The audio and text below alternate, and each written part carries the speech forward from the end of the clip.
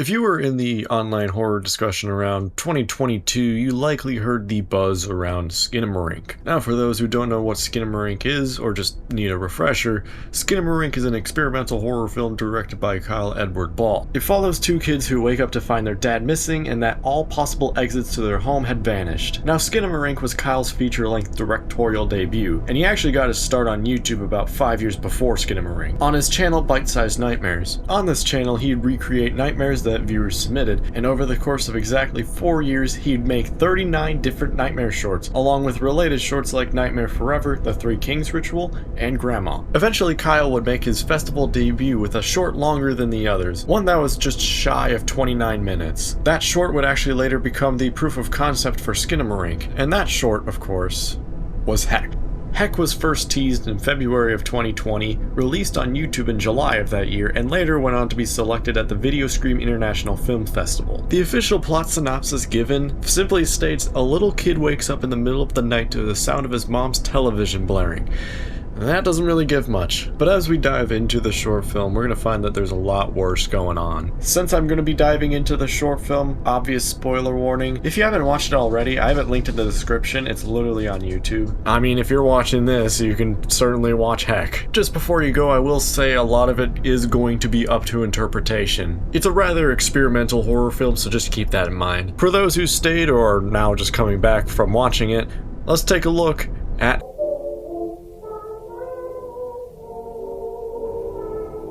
Now, I hate to inadvertently pad the runtime with a rather lengthy summary of the short, as most of you probably have already watched it, but I feel like with something like Heck, we need to just kind of process it a little, so bear with the summary here. We open from the perspective of a child as he wakes up to find his mom missing and the TV playing cartoons in her room. When he goes downstairs, he finds the TV there playing the exact same cartoon. As he's wandering around, he notices that all the lights are missing light bulbs. He brings this up to his mom and gets no response. This leads to him resorting to a flashlight when he begins to look for his mom. First, he checks the bathroom, then a couple of closets, and finally, the basement. He actually doesn't fully check the basement as he winds up being too scared to even go down there and just resorts to calling out to his mom. Once again, no response. He then tries to call someone on the phone, maybe his mom or his friend Wally, who's mentioned in the following scene. Judging by the fact that when he picks up the phone, he's greeted by nothing but silence, he probably didn't have much luck on that end. Once you think this kid just can't have it worse, he tries to leave the house to go to Wally's, only to find the door impossible to open. Along with that, the windows are gone. Isn't that just delightful? Since all of his attempts didn't work, he gives up, says goodnight and I love you to his mom, and then goes to bed. Considering how he has no possible way of seeing outside, sleep is basically the only way to keep time. I mean, even if there were clocks in the house, I doubt this kid is really old enough to tell time yet, let alone be able to see it with how dark it is. Anyways, the short utilizes the time frame of sleeps. The number of sleeps correlates with how long it's been since this night. Also, a sleep in this sense is literally just another way to say a day has passed. So one sleep is one day. One sleep later, he starts the day, if you can even call it that, by making himself a bowl of cereal and then cleaning his room. He cleans his room in hopes to getting his mom's attention. Unfortunately, there's no sign of her, no matter how much he calls out for her. After that, he continues the day like any child that age would by playing with blocks and drawing. One of his drawings has mom on it, but it seems that he has scribbled it out. At 2 sleeps, he finally works up the courage to go downstairs to look for his mom. No luck. At 5 sleeps, he goes to make himself a bowl of cereal only to take a fall. This poor kid, man. Like, not only is he completely alone and helpless, he's in the dark and has no means of leaving the house. It's at this point that the sleeps count starts to grow exponentially because we go from 5 to 23 to 49. Like, this kid has spent over a month on his own in the dark. And it's at this point that he starts to get desperate. He begins scribbling on the floor because if cleaning his room and getting her praise wasn't going to bring her out, then maybe getting in trouble would. As usual, doesn't work. At this point, I am pretty sure that he begins to feel like he was abandoned as he whispers,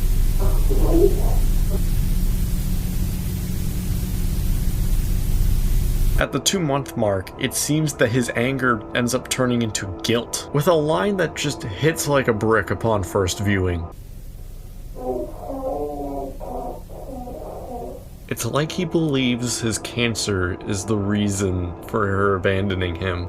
Good lord. If that scene couldn't be any more sad, the one following has him humming "You Are My Sunshine." Then things start to pick up at 65 Sleeps because he makes his way up to his mom's room, and finally, after a little over 2 months without her, he finds her in her room, but something's off. The film then jumps to nearly a full year after the mom's initial disappearance. We hear frantic pounding on what I assume to be the door, as we see some sort of black liquid or just something spilling across the ceiling. At 461 Sleeps, over a year trapped in the house, we see the mom pressed against the TV as she embraces it. The film continues to wildly jump around time, as the next title card is 872 Sleeps, roughly 2.5 years. We then see a grisly sight, what appears to be the bathroom covered in blood or some sort of liquid with some sort of mass of flesh twitching. I honestly can't really tell what in the Cronenberg happened here. I've seen interpretations that this is the mother. If so, what the hell happened to her? If the time jumps couldn't get any more abrupt, we then see that it's been 3,681 sleeps, which is 10 years. We're treated to this still shot with what appears to be hoarse breathing in the background. Then we get one final title card, 18,694 sleeps, which is 51 years. Actually, a little over 51 years. What follows is this shot of some sort of figure staring from the bottom of the stairs, and the short film ends with the line,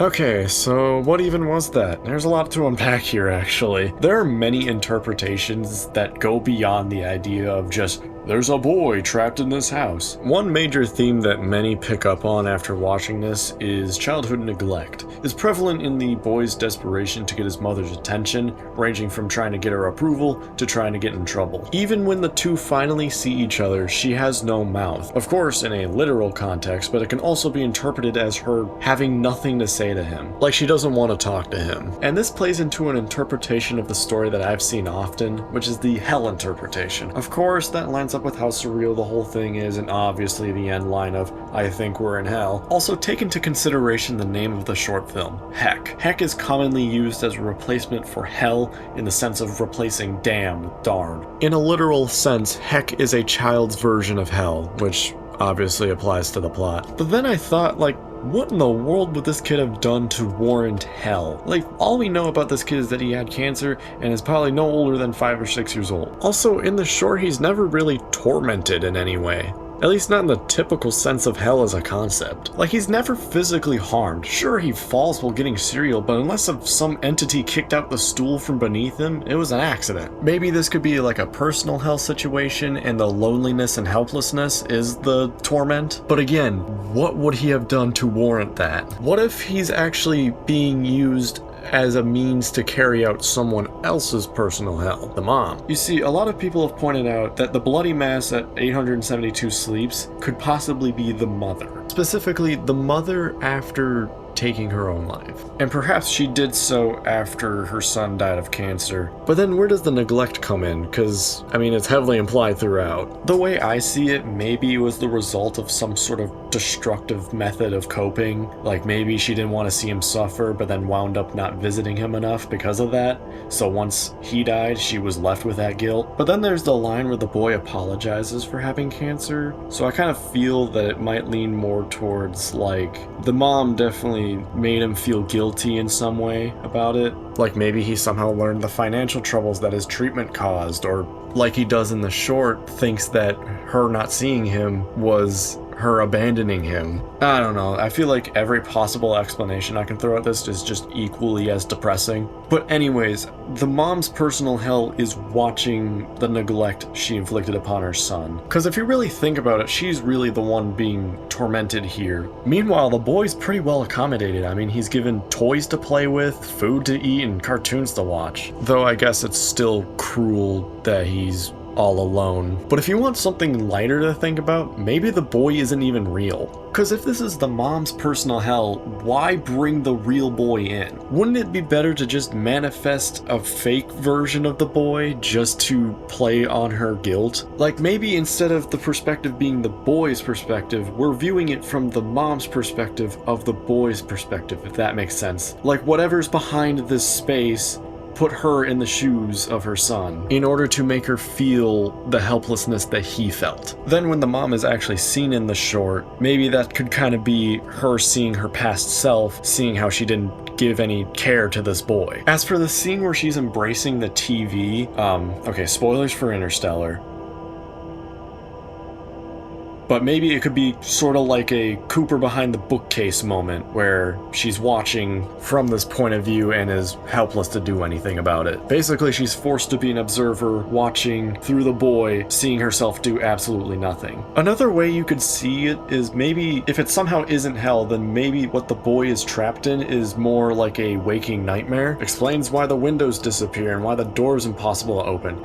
Ever have those nightmares where you try to run from something but you just don't have the speed for it, or you keep stumbling and can't get up? Kind of like that. It also explains why that mass is so abstract, or the black liquid running across the ceiling. Like the surreal nature can be chalked up to dream logic. Two of the cartoons that play on the TV throughout actually somewhat support this. Play Safe and Somewhere in Dreamland both involve a child entering a dream of some sort. This could actually branch into a coma theory, that the child's cancer led to him falling into a coma, and this whole short is one big coma nightmare. Because one thing that's very common about comas is that time tends to get messed up. Like what's a couple days in the real world feels like an eternity in the coma. That very much explains the whole sleeps thing. What's so awesome about such a minimal form of horror is that it allows your brain to fill in the gaps. The theories I threw out are just a few out of the many ways that this could be interpreted. Like, I talked about all of those and didn't even mention the face at the end. Could that be the boy, the mom,